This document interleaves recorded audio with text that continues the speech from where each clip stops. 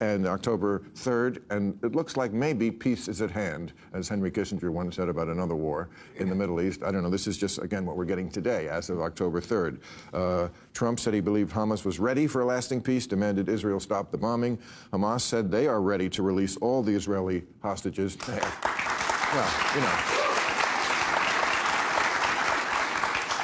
after they killed almost all of them. So let's not get too excited about that. Based on field conditions, I don't know what that means, but this peace plan, you called it a smart plan in your column yesterday. You say yes, Qatar say yes. Where are we? Well, Bill, this was a very important day, obviously, and the key thing was, what would Trump say to Hamas's response, which was a yes spot, basically? Would Trump say, sorry, yes unconditionally to everything I laid down? Or would Trump say, love it, work with it, going with it? And Trump said, love it, work with it, going with it, which means we're at the beginning of another really long negotiation. Yeah, I mean, here's the sticking point. Gaza will be governed under this plan. This is one of the points of their 20-point plan by a technocratic, apolitical Palestinian committee. And there's lots of those over there. I mean, if it's one thing I've always heard about the Middle East, it's passions are low. They run low. So what does that mean? Can anyone... Well, any country would have fought back hard if people had done what was done on October 7th. We've got to remember that. It's the equivalent of 40,000 Americans being murdered on one day. And so you are going to fight back. You're going to fight back hard. But revenge is not a strategy. And the problem you have now is that this war has gone on so long that 80% of Israelis wanted to wind down. They just want the hostages back. So I'm glad that Trump is trying. I'm glad he's putting pressure on the different parties. But what we know for sure is that the but is bigger than the yes right now. They said yes to get the headline, but there's a whole bunch of buts here that we're going to have to work our way through.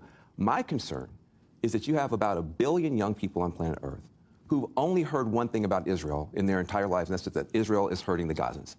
They live through TikTok. That's all they see. That's all they know. And my concern is I think some of my friends in Israel think they've got a hard power military problem against local bad actors.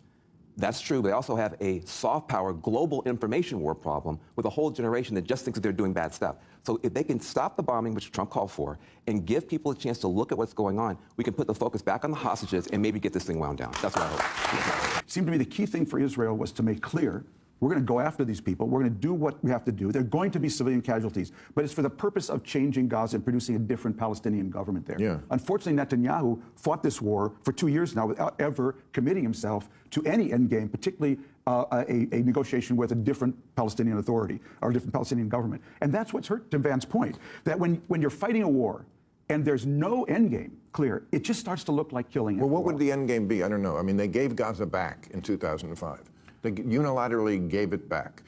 They have offered... Let me just say that, we can get into this debate, what would the end game be, but this is my reaction to that, okay? The end game, if you can win that debate, but what you win as Israel is you win 7 million Jews governing 7 million Palestinians in perpetuity in the age of TikTok. Yeah. And that's a losing strategy. It is. Israel winning, you win Gaza forever. And that's a bad, bad thing if you care about the future of the Jewish state. It's very hard to win and negotiate with someone who doesn't care if they live. How do you begin to reestablish Israel as the beacon for the young people around the world? In 10 years, the young people right now, in 10 years they'll be in parliament, and 10 years after that, they're going to be prime ministers. And right now, they don't get the joke. They've lost the plot. And so I think I'm much less concerned about figuring out what's happening inside of Palestinian society than global youth society, and that's where we're losing the plot. This is about Iran. Iran and Qatar have come up with a disinformation campaign that they are running through TikTok and Instagram that is massive. If you are a young person, you open up your phone and all you see is dead Gaza baby, dead Gaza baby, dead Gaza baby, right. Diddy, dead Gaza baby, dead Gaza baby. That's basically your whole feed. That is a geopolitical adversary that is deliberately trying to divide the West against itself.